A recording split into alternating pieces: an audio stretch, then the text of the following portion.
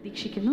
എപ്പോഴും ഗായകർക്കും കലാകാരന്മാർക്കും പാലക്കാട് വന്ന് പാടുക എന്ന് പറഞ്ഞതൊരു ഭാഗ്യമാണ്. കാരണം നിങ്ങളെല്ലാവരും ഒരുപാട് കലാസ്വാദകരാണ്. പ്രത്യേകിച്ച് സംഗീതം എല്ലാവർക്കും അറിയണതാണെന്ന് ഞങ്ങൾക്ക് നന്നായിട്ട് അറിയാം. എന്തായാലും ഈ മെഡ്ലേ ഒന്ന് ആസ്വദിക്കാം.